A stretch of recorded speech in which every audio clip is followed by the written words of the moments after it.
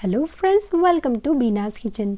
आज हम बनाने वाले हैं विंटर स्पेशल रेसिपी जो कि आपके शरीर को मजबूत बनाएगी, आपके जोड़ों के दर्द को दूर भगाएगी।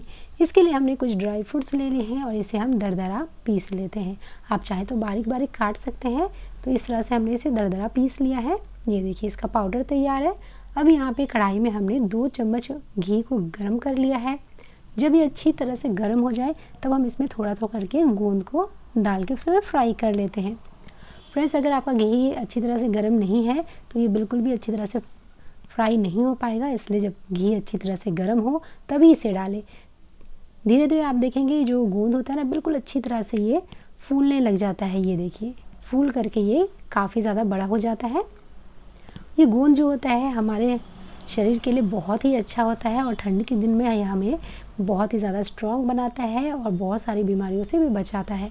तो ये देखिए, हमारा ये गोंद अच्छी तरह से फ्राई हो चुका है। इसे हमने निकाल लिया है और इसे प्लेट में रख लेते हैं। गोंद को हमने 2 बैचेस में फ्राई किया हुआ है और इसे लगातार चलाते हुए इस तरह से पकाएंगे। तो ये देखिए, हमारे सारे गोंद अच्छी तरह से भुन चुके हैं। इसे हमने निकाल लिया है। अब यहाँ पे हम आधा कप घी डाल लेते हैं। फ्रेंड्स, अब इसमें हम डालेंगे 1 कप गेहूं का आटा। नॉर्मल आटा जो रोटी बनाने के लिए यूज़ करते हैं वही आटा है।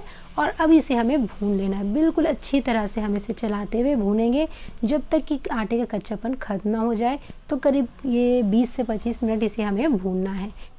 फ्रेंड्स, अगर आटा अच्छी तरह से नहीं भुनेगा तो टेस्ट बिल्कुल भी अच्छा नहीं आएगा। हमने जो गोंद को पहले फ्राई करके रखा है उसमें से हम 2 चम्मच गोंद साइड में रख लेते हैं, जिसे कि हम गार्निश में यूज़ करेंगे। इससे बहुत ही अच्छा सा लुक आएगा। अब एक कटोरी लेंगे, इससे हम इस गोंद को क्रश कर लेते हैं। इस तरह से हल्का हल्का जब आप प्रेस करेंगे तो आप देखेंगे गोंद बिल्कुल अच्छी तरह से इस तरह से क्रश हो जाता है। ये देखिए, बिल्कुल पाउडर की तरह ये बनके तैयार हुआ है। अब यहाँ जो हमने आटा को भूनने के लिए रखा था, ये देख सकते हैं लगातार इसे चलाते हुए हमने इसे अच्छी तरह से भून लिया है। अब हमने इसमें 1 कप डाल लिया नारियल का बुरादा। ड्राई फ्रूट्स का जो पाउडर हमने बना के रखा था उसे भी हम इसमें डाल लेते हैं और इस सबको अच्छी तरह से मिक्स कर लेते हैं। फ्रेंड्स, ये जो रेसिपी है ना, लो फ्लेम पे ही बन के तैयार होगी। तो शुरू से लेके आखिरी तक आप इसे लो फ्लेम पे ही पकाएं, ताकि कुछ भी जो रेसिपी है वो हमारा कोई भी इंग्रेडिएंट जो है वो जले नहीं और बिल्कुल अच्छी तरह से भून के तैयार हो। ये देखिए, हमने इसे मिला लिया है। अब हम इसमें डाल लेते हैं जो हमने गोंद को क्रश करके रखा हुआ था, उसे हमने इसमें डाल लिया है।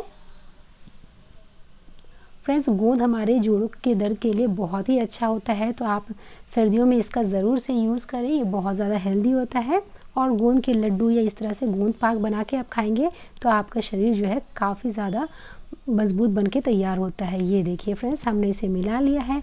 अब हम इसमें कुछ मसाले डालेंगे। तो इसमें हमने डाल लिया है 1 चम्मच सोंठ का पाउडर, ड्राई जिंजर पाउडर जो होता है। इलायची पाउडर हमने डाल लिया है, इलायची को कूट करके डाल लिया है। यहाँ हमने 1 छोटा चम्मच डाल लिया है कुटी हुई काली मिर्च का पाउडर। अब यहाँ पे हमने थोड़ा सा जायफल को इस तरह से ग्रेट करके डाल लेना है। ग्रेट करके डालेंगे, बिल्कुल थोड़ा ही डालना है, बहुत ज़्यादा नहीं डालना है। तो ये सारे जो मसाले हैं वो सर्दियों से हमें बचाते हैं। अब इसे हमने मिला लिया है। तो फ्रेंड्स, ये हमारा मिश्रण तैयार है। इसे हम साइड में रख लेते हैं और इसके लिए अब बना लेंगे एक चाशनी, जिसके लिए हमने यहाँ पे लिया है 3/4 कप गुड़। गुड़ भी हमारे हेल्थ के लिए बहुत ही अच्छा रहता है, तो चीनी की जगह हमेशा गुड़ का यूज़ करेंगे तो आपको बहुत ज़्यादा बेनिफिट देता है। यहाँ हमने 2 से 3 चम्मच पानी डाल लिया है। इससे हमारा गुड़ बिल्कुल अच्छा जल्दी से मेल्ट हो जाएगा। तो हमें इसे कोई तार वाली चाशनी नहीं बनानी, बस हमें इसे तब तक पकाना है जब तक कि जो गुड़ है ना बिल्कुल अच्छी तरह से मेल्ट ना हो जाए। ये देखिए, अच्छी तरह से ये घुल चुका है।